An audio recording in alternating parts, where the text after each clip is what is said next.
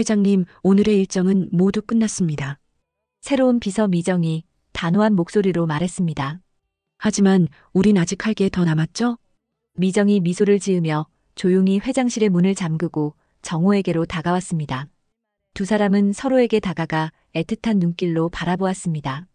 이윽고 정호의 손길이 미정의 뺨을 어루만졌고 미정은 그의 깊은 품에 파고들었습니다. 이야기 시작 전 구독과 좋아요 부탁드립니다. 감사합니다.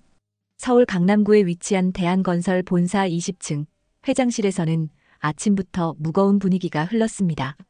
박정호 회장은 꼿꼿한 자세로 책상에 앉아 있었지만 그의 얼굴에는 당혹감이 역력했어요. 20년 동안 정호의 곁을 지켜온 김 비서가 고개를 깊숙이 숙이며 사직서를 내밀었습니다. 아버지의 갑작스러운 병세 악화로 인해 더 이상 직장 생활을 지속할 수 없다는 것이 이유였어요. 정호는 천천히 서류를 받아들며 깊은 한숨을 내쉬었습니다. 김 비서는 단순한 업무 처리뿐만 아니라 정호의 생활 패턴까지 완벽하게 파악하고 있던 소중한 동반자였거든요. 매일 아침 혈압약을 챙기는 것부터 시작해서 과도한 야근을 슬쩍 막아주는 것, 심지어 식사 메뉴까지도 정호의 건강 상태를 고려해 조율해주던 든든한 지원군이었죠. 정호는 아쉬움을 꾹 누르며 김 비서를 정중히 배웅했습니다. 하지만 마음 한구석에는 공허함이 자리 잡기 시작했어요. 5년 전 사랑하는 아내를 암으로 잃고 나서 더욱 외로워진 일상에서 김 비서는 그나마 자신을 세심하게 챙겨주는 유일한 사람이었거든요. 집에 돌아가면 썰렁한 공기만 맞아주는 빈집이 정호를 기다리고 있었습니다. 아내가 살아있을 때는 따뜻한 저녁 식사와 다정한 대화가 있었지만 이제는 혼자서 간단한 식사로 하루를 마무리하는 게 전부였죠. 사흘이 지난 후 임원진들이 회장실에 모여들었습니다. 상무들은 앞다투어 젊고 능력 있는 후보자들의 이력서를 펼쳐 보이며 열정적으로 추천하기 시작했어요. 서울대 경영학과 출신의 토익 고득점자, 외국계 기업 출신의 20대, 후반 여성 등 화려한 스펙을 자랑하는 인재들이 줄을 이었습니다. 하지만 정호의 마음에는 뭔가 석연치 않은 부분이 있었어요. 화려한 스펙과 젊음만으로는 해결할 수 없는 부분들이 분명히 있었거든요. 그는 단순히 업무를 빠르게 처리할 사람이 아니라 자신의 생활 리듬을 깊이 이해하고 때로는 건강까지 꼼꼼히 챙겨줄 수 있는 사람을 간절히 원했습니다. 65이라는 나이가 주는 현실적인 문제들을 함께 고민해줄 수 있는 사람 말이죠. 젊은 비서들이 아무리 능력이 뛰어나더라도 중년 남성의 건강관리나 생활 패턴에 대해서는 깊이 이해하기 어려울 것 같았어요. 면접 일정이 잡혔고 일주일 동안 5명의 지원자들을 차례로 만났습니다. 모두 엇비슷한 느낌이었어요. 완벽에 가까운 스펙과 유창한 외국어 실력을 자랑하며 자신만의 장점들을 적극적으로 어필했지만 정호에게는 뭔가 중요한 부분이 빠져있다는 아쉬움만 남았습니다. 젊은 지원자들은 모두 효율성과 능력을 강조했지만 정호가 정말 필요로 하는 따뜻한 배려와 세심한 관심에 대해서는 언급조차 하지 않았어요. 오히려 야근이나 출장을 마다하지 않겠다며 의욕을 보였는데 이는 정호가 원하는 방향과는 정반대였습니다. 그러던 어느 금요일 오후 6번째 지원자가 회장실 문을 열고 들어왔어요. 한미정, 50살의 여성이었습니다. 다른 지원자들과는 확연히 다른 분위기를 가지고 있었어요. 화려하지는 않지만 깔끔한 정장 차림에 눈빛에는 인생의 깊이가 담겨 있었거든요. 무엇보다 미정의 표정에서는 안정감과 따뜻함이 느껴졌습니다. 서두르지 않는 차분한 걸음걸이와 정중하면서도 자연스러운 인사 방식에서 경험에서 우러나온 품격이 느껴졌어요. 미정은 다른 지원자들처럼 화려한 스펙을 나열하지 않았습니다. 대신 자신의 상황을 솔직하게 털어놓았어요. 과거에 대기업에서 비서 업무를 담당했었지만 아이를 키우느라 20년 동안 직장을 떠나 있었다고 말했습니다. 대부분의 지원자들이 자신의 약점을 숨기려 했는데 이 여성은 오히려 솔직하게 드러내고 있었거든요. 정호가 최근 업무 경험이 없다는 점에 대해 물어보자 미정은 당황하지 않고 차분하게 대답했습니다. 회장 같은 분에게는 젊은 비서보다 생활 패턴을 제대로 이해할 수 있는 사람이 더 필요하다고 생각한다고 했어요. 이 말에 정호는 깜짝 놀랐습니다. 지금까지 만난 다른 지원자들은 모두 자신의 뛰어난 능력만을 강조했는데 이 여성은 오히려 고용주가 처한 상황을 정확히 파악하고 있었거든요. 미정은 계속해서 구체적인 설명을 했습니다. 65이면 혈압이나 당뇨 관리가 중요한 시기이고 밤늦은 회식도 조절해야 하며 스트레스 관리도 신경 써야 한다고 했어요. 젊은 비서들은 이런 부분들을 놓칠 수 있다고 덧붙였습니다. 정호는 미정의 현실적이고 구체적인 답변에 깊은 인상을 받았어요. 단순히 일만 처리할 생각이 아니라 자신의 건강과 생활까지 고려하고 있었거든요. 지원 동기에 대한 질문에 미정은 더욱 솔직했습니다. 대학생 딸아이가 있어서 경제적으로 독립해야 하고 솔직히 혼자 사는 게 외롭다고 말했어요. 이 솔직함에 정호는 묘한 동질감을 느꼈습니다. 자신 역시 혼자 살면서 외로움을 많이 느끼고 있었거든요. 넓은 집에서 혼자 식사하고 혼자 잠들고 아무도 자신의 안부를 묻지 않는 생활이 이어지고 있었습니다. 미정의 말에서는 꾸밈 없는 진정성이 느껴졌어요. 면접이 끝난 후 정호는 오랜 시간 고민했습니다. 다른 임원들은 분명히 반대할 것이 뻔했지만 그는 직감적으로 이 여성이 자신에게 꼭 필요한 사람이라는 생각이 들었어요. 스펙이나 나이보다는 마음가짐과 이해심이 더 중요하다고 판단했습니다. 결국 정호는 한미정을 새로운 비서로 채용하기로 결정했어요. 상무들의 당황스러운 반응에도 불구하고 나이와 경험이 때로는 젊음과 스펙보다 중요할 수 있다고 확신에 찬 목소리로 말했습니다. 이렇게 한미정은 대한건설의 새로운 비서로 채용되었고 두 사람의 예상치 못한 인연이 시작되었어요. 하지만 이것이 단순한 직장 상사와 비서 관계를 넘어선 특별한 감정으로 발전할 줄은 그때는 아무도 몰랐습니다. 미정의 첫 출근일이 밝았습니다. 월요일 아침 8시 미정은 평소보다 1시간 일찍 회사에 도착했어요. 새로운 직장에서의 첫인상을 좋게 만들고 싶었거든요. 무엇보다 20년 만에 다시 시작하는 직장 생활이라 긴장감도 상당했습니다. 엘리베이터를 타고 20층에 올라가는 동안 미정의 가슴은 두근거렸어요. 회장실 앞 비서실에서 미정은 전임 김비서가 남긴 업무 인수인계서를 꼼꼼히 살펴보기 시작했습니다. 그런데 서류를 읽어보니 단순한 스케줄 관리가 아니었어요. 정호 회장의 하루 일과표에는 세세한 메모들이 빼곡히 적혀 있었거든요. 오전 9시 30분 혈압약 복용, 점심 식사는 가급적 나트륨이 적은 메뉴로 오후 3시 이후에는 커피 대신 녹차로 바꿔서 준비하기, 저녁 8시 이후 회식은 최대한 자제시키기 등등 건강관리에 관한 내용들이 대부분이었습니다. 미정은 고개를 끄덕였어요. 역시 65의 나이에는 이런 세심한 배려가 필요하구나 싶었거든요. 자신이 면접에서 한 말이 틀리지 않았다는 생각이 들었습니다. 젊은 비서라면 이런 부분들을 간과하기 쉬웠을 거예요. 오전 9시 정호가 출근했습니다. 미정은 정중하게 인사를 드리고 오늘 일정을 브리핑했어요. 하지만 정호의 얼굴에는 피로가 역력했습니다. 주말 동안 집에서 혼자 지내면서 제대로 된 식사도 못하고 잠도 설쳤던 것 같았거든요. 회장님, 혈압약 드실 시간입니다. 미정은 물 한 컵과 함께 약을 준비했습니다. 정호는 깜짝 놀랐어요.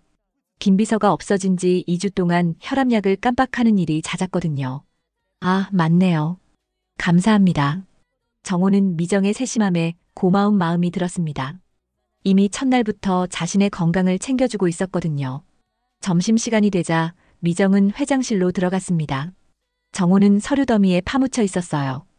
회장님, 식사 시간입니다. 오늘은 어떤 메뉴로 드시겠습니까?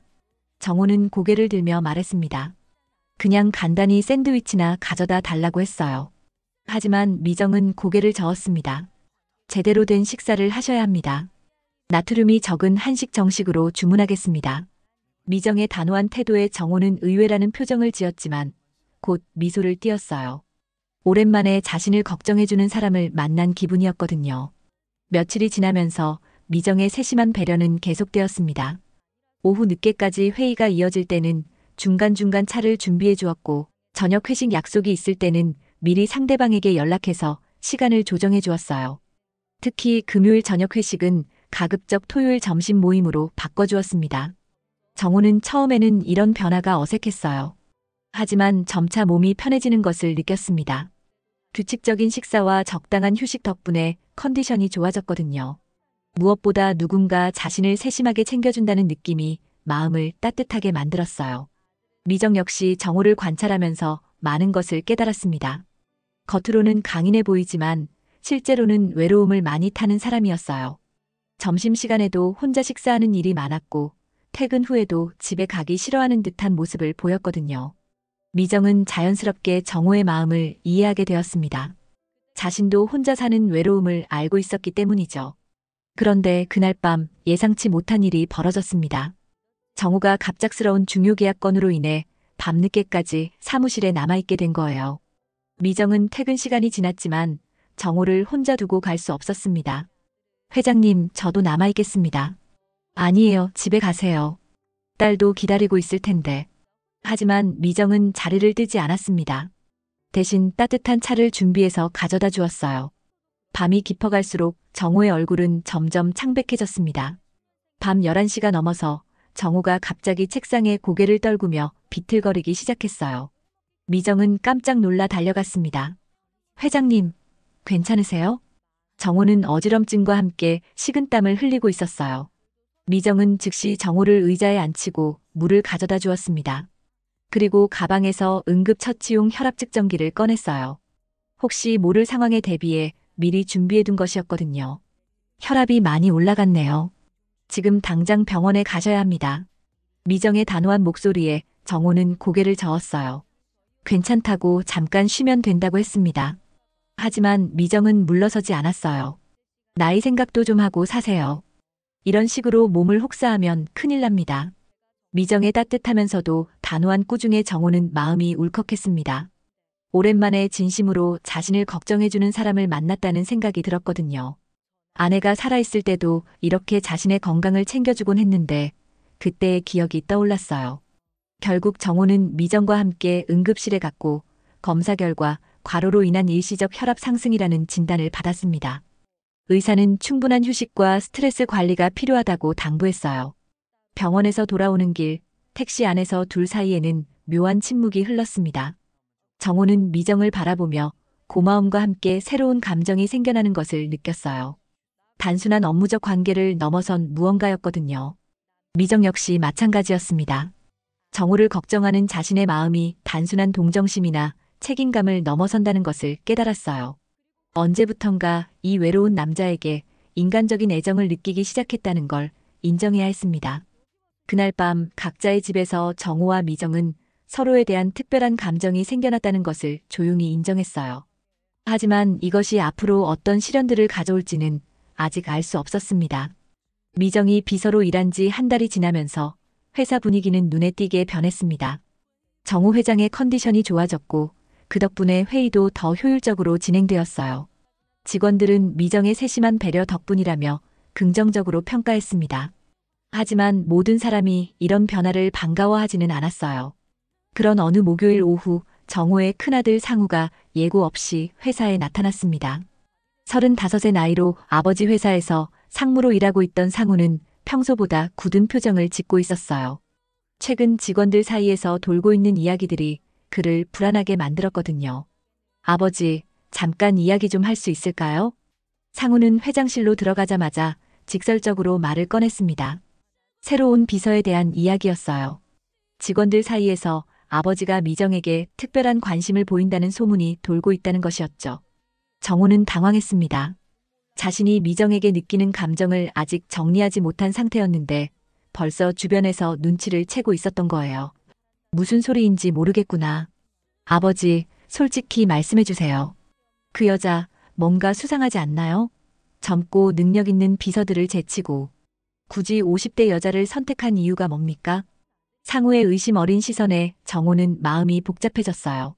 아들의 걱정도 이해가 되었지만 미정을 의심하는 시각에는 동의할 수 없었거든요. 그날부터 상우는 본격적으로 미정을 견제하기 시작했습니다.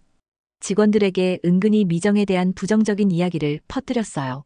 50살의 여자가 65의 호라비에게 접근하는 것이 순수한 목적일 리 없다는 식의 말들이었죠. 특히 미정이 혼자 딸을 키우는 싱글맘이라는 사실이 알려지면서 경제적인 목적이 있을 것이라는 추측들이 나돌기 시작했습니다. 미정은 이런 분위기를 서서히 눈치챘어요. 다른 직원들이 자신을 보는 시선이 예전과 달라졌거든요. 복도에서 마주칠 때면 어색한 미소를 짓거나 아예 시선을 피하는 사람들이 늘어났습니다. 점심시간에 다른 비서들과 함께 식사하려 해도 자리가 없다는 핑계로 거절당하는 일이 잦아졌어요. 미정은 상처를 받았지만 내색하지 않았습니다. 대신 더욱 업무에 집중하며 자신의 역할에 충실하려고 노력했어요. 정호의 건강 관리와 스케줄 조정에 더욱 신경 쓰면서 말로 증명할 수 없는 부분을 행동으로 보여주려고 했거든요. 하지만 상우의 견제는 점점 노골적으로 변했습니다. 미정이 준비한 회의 자료에 트집을 잡거나 다른 직원들 앞에서 미정의 업무 방식을 공개적으로 비판하기 시작했어요. 미정은 이런 상황에서도 참고 견뎠지만 마음속 깊은 곳에서는 서서히 지쳐가고 있었습니다. 결정적인 사건이 터진 것은 금요일 오후 임원회의 시간이었습니다. 정호가 잠시 자리를 비운 사이 상우가 다른 임원들 앞에서 노골적으로 미정에 대한 의혹을 제기했어요. 여러분도 다 느끼고 계시겠지만 요즘 아버지가 너무 그 비서에게 의존하고 계십니다. 혹시 다른 목적이 있는 건 아닐까요? 다른 임원들은 당황스러워했지만 상우는 계속해서 자신의 의견을 피력했습니다. 미정이 아버지의 재산이나 지위를 노리고 접근한 것은 아닌지 한 번쯤은 의심해봐야 한다는 것이었죠. 바로 그때 정호가 회의실로 돌아왔습니다. 문 앞에서 아들의 말을 들은 정호의 얼굴은 순식간에 차가워졌어요. 평생 아들을 이렇게 화나게 본 적이 없을 정도로 분노한 표정이었습니다. 상우야, 당장 내 사무실로 와라. 정호의 차가운 목소리에 회의실의 분위기는 얼어붙었습니다. 상우는 아버지의 분노를 예상하지 못했던 터라 당황했어요. 회장실로 돌아온 정호는 아들을 향해 강하게 질책했습니다. 미정은 자신이 직접 선택한 직원이고 지금까지 최선을 다해 자신을 도와주고 있다고 말했어요. 무엇보다 근거 없는 의혹으로 한 사람의 인격을 모독하는 것은 용납할 수 없다고 단호하게 말했습니다. 하지만 상우는 물러서지 않았어요. 아버지가 감정적으로 판단하고 있다며 객관적으로 봐야 한다고 주장했습니다. 이 과정에서 부자 간의 갈등은 더욱 깊어졌어요. 이런 소식은 금세 회사 전체로 퍼졌습니다. 미정은 자신 때문에 정호 회장과 아들 사이에 갈등이 생겼다는 사실에 큰 부담감을 느꼈어요. 무엇보다 다른 직원들의 시선이 더욱 차가워진 것을 피부로 느낄 수 있었거든요. 그날 밤 미정은 집에서 혼자 많은 생각을 했습니다. 딸 지연이 대학교 과제로 밤늦게 도서관에 간 사이 조용한 거실에서 미정은 자신의 상황을 정리해 보았어요. 분명히 정호에게는 업무를 넘어선 감정이 생겼고 자신 역시 마찬가지였습니다. 하지만 이런 감정이 주변 사람들에게는 오해와 의혹으로 비춰지고 있었어요. 미정은 서랍에서 종이를 꺼냈습니다. 그리고 사직서를 쓰기 시작했어요. 이대로 계속 있다가는 정호에게도 자신에게도 좋지 않은 결과만 남을 것 같았거든요. 특히 아버지와 아들 사이의 관계까지 망가뜨릴 수는 없다는 생각이 들었습니다. 하지만 사직서를 다 쓰고 나서도 미정은 쉽게 결정을 내릴 수 없었어요. 정호가 자신을 얼마나 믿고 의지하고 있는지 알고 있었거든요. 그런 그를 혼자 두고 떠나는 것이 옳은 일인지 확신이 서지 않았습니다. 결국 미정은 사직서를 가방에 넣어두고 침대에 누웠습니다. 내일 아침에 최종 결정을 내리기로 했어요. 하지만 과연 이 복잡한 상황에서 어떤 선택이 모두에게 최선일지 답을 찾기는 쉽지 않았습니다. 다음 날 월요일 아침 미정은 평소보다 일찍 출근했습니다. 가방 안에는 어젯밤 작성한 사직서가 들어있었어요. 밤새 고민한 끝에 내린 결론이었지만 여전히 마음은 무겁기만 했습니다. 정호는 미정이 출근하자마자 평소와 다른 분위기를 느꼈어요. 인사를 나누는 미정의 표정에서 무언가 결심한 듯한 기색이 역력했거든요. 그리고 오전 업무를 처리하는 내내 미정이 자꾸 정호를 바라보는 시선이 어딘지 아쉬워 보였습니다. 점심시간이 되자 미정은 조심스럽게 회장실 문을 두드렸어요. 정호는 서류를 보다가 고개를 들었습니다. 회장님, 잠깐 말씀드릴 게 있습니다. 미정의 진중한 목소리에 정호는 뭔가 심상치 않다는 걸 직감했어요. 미정은 가방에서 사직서를 꺼내 책상 위에 조심스럽게 올려놓았습니다. 정호는 서류를 보자마자 얼굴이 하얗게 변했어요. 예상은 했지만 실제로 사직서를 받으니 당황스러웠습니다. 왜 갑자기 이런 결정을 하셨나요? 미정은 잠시 망설이다가 솔직하게 대답했습니다. 최근 회사 분위기와 상호 상무의 의혹, 그리고 다른 직원들의 시선 때문이라고 했어요. 무엇보다 정호와 아들 사이의 관계가 악화되는 걸 보면서 자신이 원인이 되고 있다는 생각에 괴로웠다고 털어놓았습니다. 정호는 미정의 말을 들으며 가슴이 답답해졌어요. 정작 자신은 미정 덕분에 이렇게 건강해지고 마음도 편해졌는데 미정은 오히려 고통받고 있었던 거죠. 그런 시선들 때문에 떠나실 생각이세요? 회장님도 아시잖아요. 이 상황이 계속되면 좋을 게 없어요. 정호는 깊은 한숨을 쉬며 일어났습니다. 그리고 창가로 걸어가서 바깥을 바라보았어요. 미정 없는 일상이 얼마나 공허할지 생각만 해도 막막했거든요. 지난 한 달 동안 미정이 있었기에 회사 생활이 이렇게 활력이 있었다는 걸 이제야 깨달았습니다. 솔직히 말씀드리면 저는 한미정 씨가 단순한 비서가 아니에요. 정호의 고백에 미정의 심장이 두근거렸어요. 하지만 동시에 이런 감정이 더 큰 문제를 만들 수도 있다는 불안감이 엄습했습니다. 저도 마찬가지입니다. 하지만 그렇기 때문에 더욱 조심스러워요. 두 사람은 서로를 바라보며 복잡한 감정을 나눴습니다. 분명한 건 둘 다 서로에게 특별한 감정을 가지고 있다는 것이었어요. 하지만 나이 차이, 사회적 시선, 가족들의 반대 등 현실적인 장벽들이 너무나 높았습니다.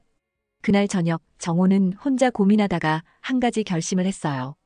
미정의 경제적 부담을 덜어주면 적어도 금전적 목적이라는 오해는 없앨 수 있을 거라고 생각했거든요.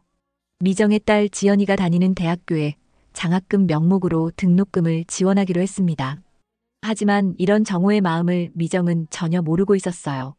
며칠 후 지연이가 집에 돌아와서 깜짝 놀랄 만한 소식을 전했습니다. 엄마, 학교에서 특별 장학금을 받게 됐대요. 등록금을 전액 지원해준다고 하네요. 미정은 처음에는 기뻐했지만 곧 이상하다는 생각이 들었어요. 지연이의 성적이 나쁘지는 않지만 특별 장학금을 받을 정도는 아니었거든요. 더 자세히 알아보니 후원자가 따로 있다는 사실을 알게 되었습니다. 미정은 직감적으로 정호의 일이라는 걸 느꼈어요.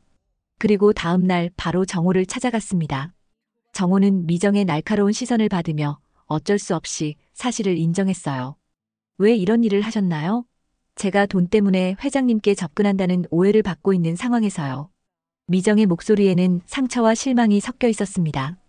정호는 선의로 한 일이었지만 미정에게는 모욕으로 느껴졌던 거예요. 그런 의도가 아니었습니다. 그냥 도움이 되고 싶어서. 저는 동정이나 시혜를 원하는 게 아니에요. 진심을 원합니다. 미정의 솔직한 고백에 정호는 자신의 실수를 깨달았어요. 미정이 원하는 건 물질적 도움이 아니라 한 인간으로서 인정받고 존중받는 것이었거든요. 정말 죄송합니다. 앞으로 이런 일은 없을 겁니다. 두 사람은 서로의 마음을 확인했지만 동시에 현실의 벽이 얼마나 높은지도 실감했어요. 서로를 향한 감정은 분명했지만 그 감정을 어떻게 발전시켜 나갈지는 여전히 미지수였습니다. 그날 밤 미정은 딸 지연이와 진솔한 대화를 나눴습니다. 회사에서 일어난 일들과 자신의 마음을 털어놓았어요. 지연이는 어머니의 이야기를 끝까지 들은 후 의외의 반응을 보였습니다. 엄마, 오랜만에 엄마가 행복해하는 모습을 보는 것 같아요. 지연이는 어머니가 이혼 후 혼자서 얼마나 외롭게 지내왔는지 잘 알고 있었거든요. 그리고 최근 들어 어머니의 표정이 밝아진 것도 느끼고 있었습니다. 나이가 많다고 사랑하면 안 되는 건 아니잖아요. 엄마도 행복할 권리가 있어요. 딸의 지지에 미정은 눈물이 났어요. 그리고 다시 한번 자신의 감정과 앞으로의 선택에 대해 진지하게 생각해 보게 되었습니다. 하지만 정호의 가족들이 과연 자신을 받아들일 수 있을지, 그리고 이 관계가 정말 지속 가능한 것인지에 대한 의문은 여전히 남아 있었습니다. 미정과 정호가 서로의 마음을 확인한 지 일주일이 지났습니다. 두 사람은 조심스럽게 관계를 발전시켜 나가려 했지만 주변의 시선은 더욱 차갑게 변해갔어요. 특히 회사 내부에서는 둘 사이의 특별한 관계에 대한 소문이 더욱 구체적으로 퍼지고 있었습니다. 그러던 어느 금요일 저녁 정호의 둘째 아들 상민이 형 상우와 함께 아버지를 찾아왔어요. 32살의 상민은 형보다는 온화한 성격이었지만 이번 일에 대해서는 형과 같은 입장이었습니다. 두 형제는 아버지가 퇴근하기를 기다렸다가 함께 저녁을 먹자고 제안했어요. 강남의 한 조용한 한정식 집에서 부자 셋이 마주 앉았습니다. 상우와 상민은 서로 눈빛을 주고받으며 대화의 시점을 재고 있었어요. 결국 상민이 먼저 입을 열었습니다. 아버지, 형한테 들었는데 요즘 회사 분위기가 좀 이상하다면서요? 정호는 아들들의 의도를 짐작할 수 있었어요. 하지만 직접적으로 말하지 않고 돌려서 이야기하는 방식이 더욱 답답했습니다. 무슨 이야기를 하고 싶은 거냐? 상우가 나섰습니다. 더 이상 돌려 말할 수 없다는 표정이었어요. 아버지, 솔직히 말씀드리겠습니다. 그 비서 때문에 회사 전체가 술렁이고 있어요. 정호의 얼굴이 굳어졌지만 상우는 멈추지 않았습니다. 어머니가 돌아가신 지 겨우 5년밖에 안 됐는데 벌써 다른 여자에게 마음을 주시는 건 어머니에 대한 배신 아닙니까? 이 말에 상민도 고개를 끄덕였어요. 두 형제 모두 어머니를 무척 사랑했고 어머니의 빈자리가 이렇게 쉽게 채워지는 것에 대해 받아들일 수 없었던 거죠. 게다가 재산 문제도 있잖아요. 만약 재혼을 하게 되면 상속 구조가 완전히 바뀔 텐데 그런 걸 고려하셨나요? 상민의 현실적인 지적에 정호는 마음이 복잡해졌어요. 아들들의 걱정도 이해가 되었지만 자신의 감정을 단순히 재산 문제로 치부하는 것은 받아들이기 어려웠거든요. 너희들은 내가 왜 한미정 씨를 선택했는지 모르는구나. 그럼 말씀해 주세요. 도대체 왜 그 여자여야 하는 겁니까? 상우의 도전적인 질문에 정호는 잠시 말을 잃었어요. 미정에 대한 자신의 감정을 아직 명확하게 정리하지 못했던 것도 있었지만 무엇보다 아들들이 이해할 수 있을지 확신이 서지 않았거든요. 그날 밤 집에 돌아온 정호는 혼자 많은 생각에 잠겼습니다. 아들들의 반대가 이렇게 거셀 줄은 몰랐어요. 특히 먼저 간 아내에 대한 배신이라는 말이 마음에 깊이 박혔습니다. 한편 상우는 더 적극적인 행동에 나서기로 결심했어요. 아버지를 직접 설득하는 것으로는 부족하다고 판단했거든요. 다음 주 화요일 상우는 미정이 퇴근하는 시간을 맞춰 회사 근처 카페에서 기다렸습니다. 한미정 씨 맞죠? 잠깐 이야기 좀 나눌 수 있을까요? 미정은 상우를 보자마자 긴장했어요. 그의 표정에서 적대감이 느껴졌거든요. 하지만 거절할 수는 없었습니다. 조용한 카페 구석자리에서 상우는 바로 본론을 꺼냈어요. 단도직입적으로 말하겠습니다. 아버지에게서 손을 떼주세요. 미정은 예상했던 말이었지만 실제로 들으니 마음이 아팠어요. 무슨 말씀이신지 잘 모르겠는데요. 모르는 척하지 마세요. 아버지가 당신에게 어떤 감정을 가지고 있는지 다 알고 있어요. 상우의 목소리에는 분노가 섞여 있었습니다. 어머니를 잃은 상처가 아직 아물지 않은 상태에서 다른 여성이 그 자리를 차지하려 한다는 생각에 참을 수 없었던 거예요. 아버지는 지금 외로움 때문에 판단력이 흐려져 있어요. 그런 상황을 이용하는 건 옳지 않다고 생각하지 않나요? 미정은 상우의 말을 들으며 가슴이 답답해졌어요. 하지만 동시에 화가 났습니다. 자신의 진심까지 의심받는 것이 억울했거든요. 저도 혼자 딸을 키우면서 살아왔어요. 외로움이 뭔지 잘 압니다. 하지만 그런 감정을 이용해서 누군가에게 접근한 적은 없어요. 그럼 정말 아버지를 사랑한다는 말인가요? 상우의 직설적인 질문에 미정은 잠시 망설였습니다. 하지만 곧 당당하게 대답했어요. 네, 사랑합니다. 하지만 사랑은 나이를 양보받는 게 아니에요. 서로 마음이 있어야 가능한 거죠. 미정의 당당한 답변에 상우는 당황했어요. 예상했던 것과 다른 반응이었거든요. 돈이나 지위를 목적으로 접근했다면 이렇게 떳떳할 수는 없었을 텐데 말이죠. 나이 차이는 생각 안 해보셨나요? 아버지는 65이에요. 나이가 사랑을 결정하는 건 아니라고 생각해요. 더 중요한 건 서로를 이해하고 배려하는 마음이죠. 상우는 미정의 확고한 신념에 할 말을 잃었어요. 하지만 쉽게 물러설 수는 없었습니다. 그래도 가족들의 반대가 이렇게 심한 상황에서 계속 밀고 나가실 건가요? 가족의 축복을 받는 게 당연히 좋겠죠. 하지만 그것 때문에 진심을 포기할 수는 없어요. 미정의 단호한 태도에 상우는 더 이상 할 말이 없었어요. 하지만 포기하지는 않았습니다. 다른 방법을 찾아야겠다고 다짐했죠. 그날 저녁 정호는 상우로부터 미정과의 만남에 대해 들었습니다. 아들이 미정을 직접 만나서 압박했다는 사실에 정호는 크게 분노했어요. 내가 무슨 권리로 그런 일을 했느냐? 아버지를 위해서 한 일입니다. 나를 위한 일이라면 내가 판단할 일이지 네가 나서서 할 일이 아니다. 부자 간의 갈등은 이전보다 더욱 깊어졌습니다. 정호는 이런 상황에서 중요한 결심을 하게 되었어요. 가족들의 반대가 아무리 심해도 자신의 행복은 스스로 결정해야 한다는 생각이 들었거든요. 다음 날 정호는 미정을 찾아가서 어제 일에 대해 사과했습니다. 그리고 자신의 마음을 분명하게 전했어요. 가족들의 반대가 있어도 미정과 함께하고 싶다고 말했습니다. 하지만 이것은 더 큰 시련의 시작에 불과했어요. 정우가 가족보다 미정을 선택했다는 소문이 퍼지면서 회사 내외적으로 더 큰 파장이 일어날 조짐이 보였습니다. 정우가 가족보다 미정을 선택했다는 결정을 내린 지 사흘이 지난 어느 월요일 오후 예상치 못한 일이 벌어졌습니다. 정우가 중요한 계약 협상을 위해 부산으로 출장을 다녀오는 길에 갑작스럽게 가슴 통증을 호소하기 시작한 거예요. 고속도로 휴게소에서 정우는 운전기사에게 잠깐 쉬어가자고 했습니다. 하지만 휴식을 취해도 가슴의 답답함과 통증이 계속되었어요. 식은땀까지 흘리기 시작하자 운전기사는 즉시 가까운 병원으로 향했습니다. 응급실에 도착한 정우는 의식은 있었지만 상당히 약해진 상태였어요. 의료진은 즉시 심전도 검사와 혈액 검사를 실시했고 가벼운 심장질환 증상이라는 진단을 내렸습니다. 과로와 스트레스가 누적되면서 심장에 무리가 간 것이었죠. 미정은 운전기사로부터 급한 전화를 받고 부산의 병원으로 달려갔습니다. KTX를 타고 가는 내내 가슴이 철렁했어요. 만약 정우에게 무슨 일이 생기기라도 하면 어떻게 할지 상상만 해도 끔찍했거든요. 병원에 도착한 미정은 중환자실 앞에서 정우를 기다리고 있던 의료진에게서 상황을 들었습니다. 당장 생명에 지장은 없지만 절대 안정이 필요하다는 것이었어요. 며칠간은 입원 치료를 받아야 한다고 했습니다. 미정은 즉시 회사에 연락해서 상황을 알렸고 정우의 아들들도 급히 부산으로 내려왔습니다. 상우와 상민은 아버지의 갑작스러운 입원 소식에 얼굴이 하얗게 변했어요. 평소 건강하다고 생각했던 아버지가 이런 상황에 처하니 당황스러웠거든요. 중환자실에서 나온 정우를 일반 병실로 옮긴 후 의사는 가족들에게 상세한 설명을 해주었습니다. 다행히 심각한 상태는 아니지만 지속적인 스트레스와 불규칙한 생활 패턴이 심장에 부담을 주었다는 것이었어요. 충분한 휴식과 함께 정신적 안정이 무엇보다 중요하다고 강조했습니다.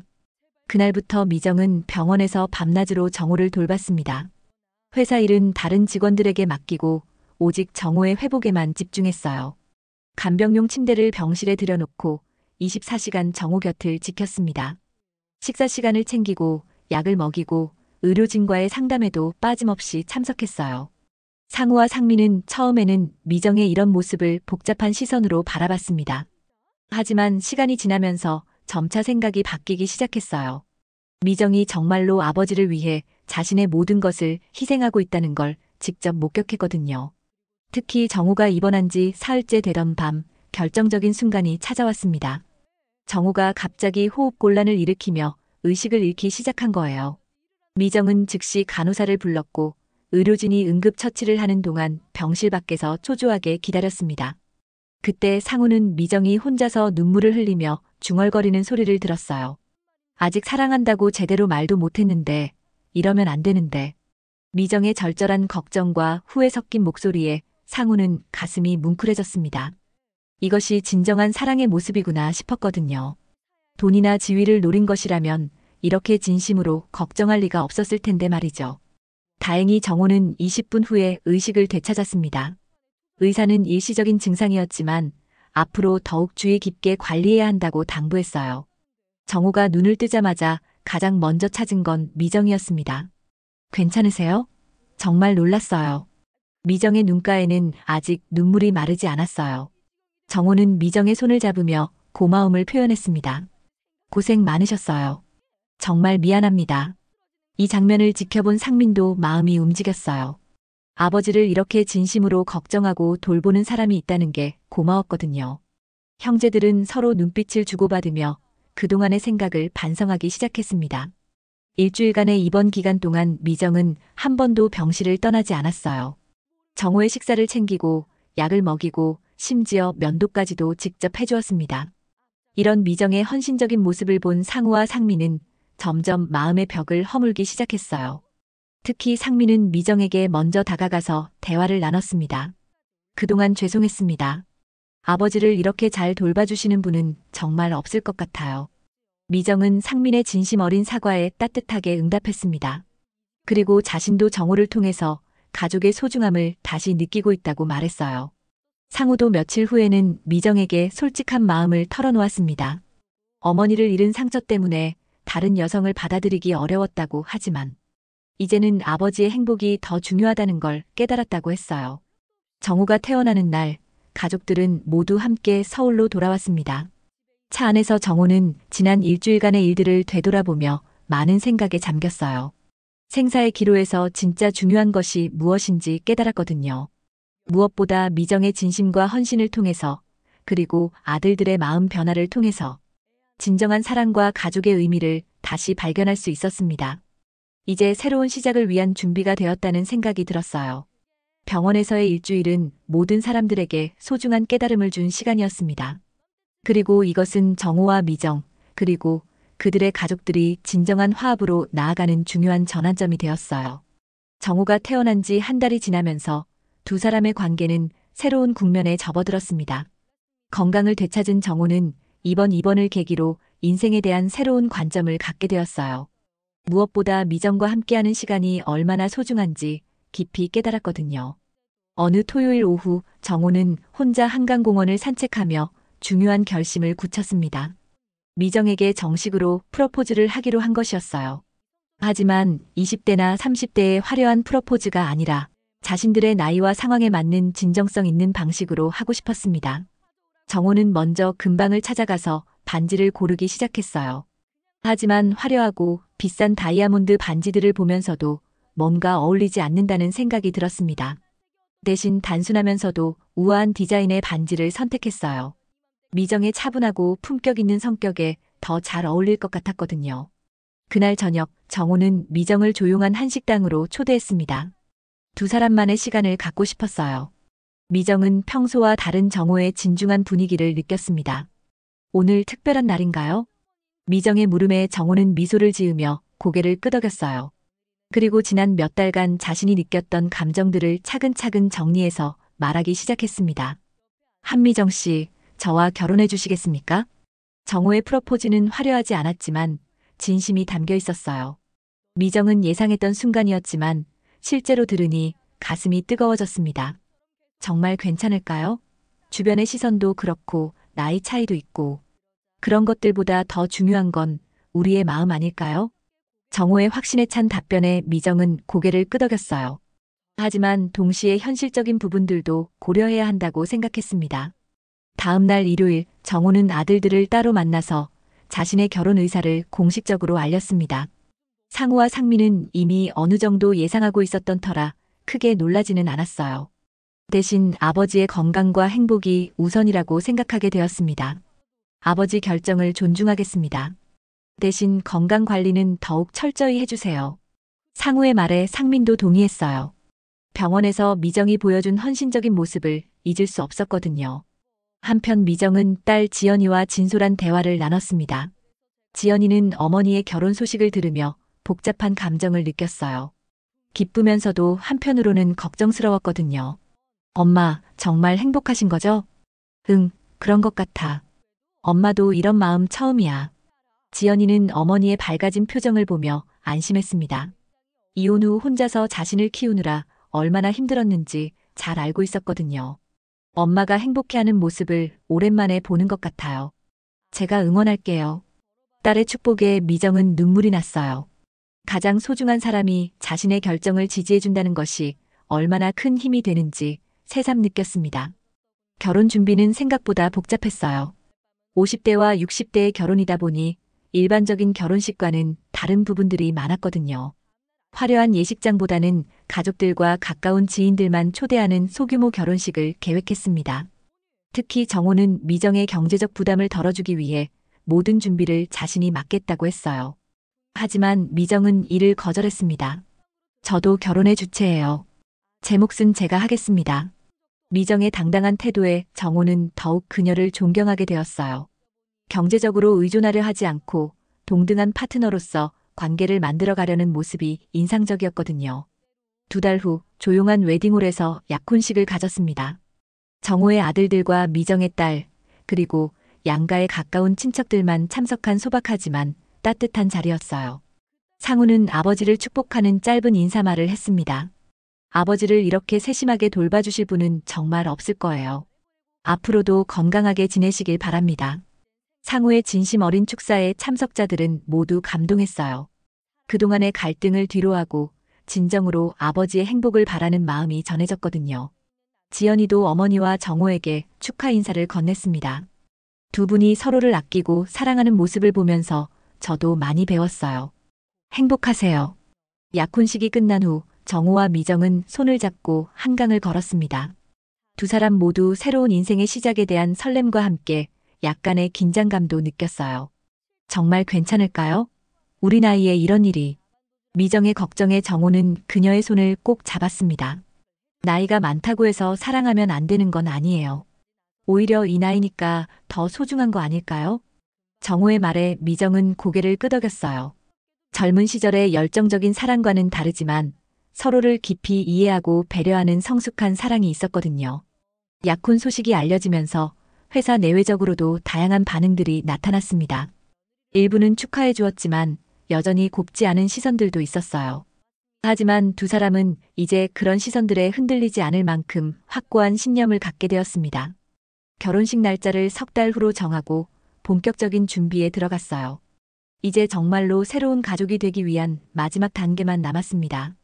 하지만 과연 모든 일들이 순조롭게 진행될 수 있을지는 아직 아무도 예측할 수 없었어요. 드디어 결혼식 날이 밝았습니다. 10월의 선선한 가을 바람이 불어오는 토요일 오후, 서울 시내의 작은 웨딩홀에는 두 가족과 가까운 지인들이 모여들었어요. 화려한 장식이나 큰 규모의 예식은 아니었지만 따뜻한 마음들로 가득 찬 의미 있는 자리였습니다. 미정은 화려하지 않지만 품격 있는 아이보리색 드레스를 입고 있었어요. 50살의 나이에 맞는 우아하면서도 단정한 스타일이었죠. 정호 역시 진회색 정장에 은은한 미소를 띠며 미정을 바라보고 있었습니다. 두 사람의 표정에는 젊은 신랑 신부들과는 다른 인생의 깊이가 묻어나는 성숙한 행복감이 어려 있었어요. 예식장에 입장하는 미정을 보며 지연이는 눈물을 글썽였습니다. 어머니가 이렇게 행복해하는 모습을 본 것이 정말 오래간만이었거든요. 상우와 상민도 아버지의 환한 표정을 보며 진심으로 축하하는 마음이 들었어요. 주례를 맡은 목사님은 황혼 결혼의 의미에 대해 특별한 메시지를 전했습니다. 젊은 시절의 사랑과는 다른 서로의 상처를 감싸 안고 남은 인생을 함께 걸어가겠다는 약속의 소중함에 대해 말했어요. 참석자들 모두 깊이 공감하며 두 사람을 바라봤습니다. 서로를 아끼고 보살피며 남은 인생을 함께 행복하게 만들어 가시겠습니까? 네, 그렇게 하겠습니다. 두 사람의 진심 어린 서약에 웨딩홀 안은 감동적인 분위기로 가득 찼어요. 반지 교환식에서는 두 사람 모두 감격에 겨워 눈물을 흘렸습니다. 이 순간까지 오기 위해 겪었던 모든 시련들이 떠오르며 더욱 소중하게 느껴졌거든요. 예식 후 진행된 소규모 리셉션에서 상우가 건배사를 맡았습니다. 처음에는 걱정도 많이 했지만 이제는 아버지가 이렇게 좋은 분을 만나신 걸 진심으로 축하드립니다. 두 분이 서로를 위하는 모습을 보면서 저희도 많이 배웠어요. 상우의 진심 어린 축사에 박수가 터져나왔고 미정은 고마운 마음으로 고개를 숙였습니다. 결혼식을 마친 두 사람은 제주도로 신혼여행을 떠났어요. 화려한 해외여행보다는 조용하고 아름다운 곳에서 둘만의 시간을 갖고 싶었거든요. 제주도의 푸른 바다를 바라보며 손을 잡고 걷는 두 사람의 모습에서는 진정한 평온함이 느껴졌습니다. 정말 꿈 같아요. 제가 이런 날이 올 줄 몰랐어요. 미정의 감회 깊은 말에 정호는 그녀의 손을 더욱 꼭 잡았어요. 저야말로요. 한미정 씨를 만나지 못했다면 이런 행복은 꿈도 꾸지 못했을 거예요. 신혼여행에서 돌아온 후 두 사람은 본격적인 신혼생활을 시작했습니다. 정호의 넓은 집에서 함께 살기 시작한 미정은 새로운 환경에 적응하느라 바빴어요. 하지만 정호가 세심하게 배려해 주어서 큰 어려움은 없었습니다. 특히 정호는 미정이 좋아하는 독서와 요리에 대한 관심을 적극 지원해 주었어요. 집안에 작은 서재를 만들어주고 넓은 주방에서 요리할 수 있도록 각종 도구들을 준비해 주었죠. 미정은 이런 정호의 배려에 깊이 감동했습니다. 결혼 후 6개월이 지나면서 두 사람은 완전히 서로의 생활 리듬에 맞춰갔어요. 미정은 여전히 정호의 건강 관리를 꼼꼼히 챙겼습니다. 매일 아침 혈압을 재고 약을 챙겨주고 건강에 좋은 식단을 준비했어요. 정호의 컨디션은 결혼 전보다 훨씬 좋아졌습니다. 정호 역시 미정을 위한 세심한 배려를 게을리하지 않았어요. 미정이 문화센터에서 요리 강습을 받고 싶어 하자 적극 지원해 주었고 주말에는 함께 전시회나 콘서트를 관람하며 문화생활을 즐겼습니다. 두 사람 모두 서로를 통해서 새로운 취미와 관심사를 발견하게 되었어요. 어느 일요일 오후 한강공원을 산책하던 중 미정이 문득 말했습니다. 회장님, 아니 여보. 제가 비서로 들어갔다가 이렇게 부인이 될 줄 누가 알았겠어요? 미정의 말에 정호는 웃음을 터뜨렸어요. 정말 신기한 인연이죠. 하지만 저는 처음 면접에서부터 뭔가 특별한 느낌이 있었어요. 두 사람은 서로를 바라보며 미소 지었습니다. 나이가 들어서 만난 사랑이지만 오히려 그렇기 때문에 더욱 소중하고 깊이 있는 관계를 만들어갈 수 있었어요. 지연이는 이제 대학교 3학년이 되어 취업 준비로 바빴지만 종종 집에 와서 어머니와 정호의 행복한 모습을 확인하곤 했습니다. 상우와 상민도 정기적으로 아버지를 찾아와 안부를 물었고 미정을 진심으로 가족의 일원으로 받아들였어요. 회사에서도 두 사람의 관계에 대한 시선이 완전히 바뀌었습니다. 정호 회장의 건강이 좋아지고 업무 효율성이 높아지면서 직원들도 미정의 역할을 인정하게 되었어요. 무엇보다 두 사람이 보여주는 성숙하고 품격 있는 관계의 모습이 주변 사람들에게도 좋은 영향을 미쳤습니다. 그렇게 1년이 지나갔습니다. 어느 봄날 저녁, 집 앞 작은 정원에서 함께 꽃을 가꾸며 미정이 조용히 말했어요. 인생 이막이 이렇게 아름다울 줄 몰랐어요. 정호는 미정의 손에 흙이 묻은 것을 보며 다정하게 닦아주었습니다. 저도 마찬가지예요. 우리 함께여서 가능한 일이죠. 두 사람은 서로를 바라보며 깊은 만족감을 느꼈어요. 나이에 상관없이 진정한 사랑은 사람을 변화시키고 성장시킨다는 것을 몸소 체험하고 있었거든요. 한미정은 정말로 비서로 들어갔다가 사랑하는 아내가 되었습니다. 그리고 박정호는 외로운 호라비에서 다시 한번 행복을 찾은 남편이 되었어요. 두 사람의 황혼 로맨스는 이렇게 아름다운 결실을 맺었고 앞으로도 서로를 아끼고 사랑하며 인생의 마지막 장을 함께 써내려가게 될 것입니다. 나이가 들어서 찾은 사랑이지만 오히려 그렇기 때문에 더욱 깊고 진실한 사랑이 될 수 있었어요. 두 사람의 이야기는 중년의 새로운 시작과 희망을 보여주는 따뜻한 메시지가 되었습니다. 오늘의 사연 재미있게 들으셨다면 구독과 좋아요 부탁드리며 중년의 시작을 알린 두 사람에게 응원의 댓글도 남겨주세요. 감사합니다.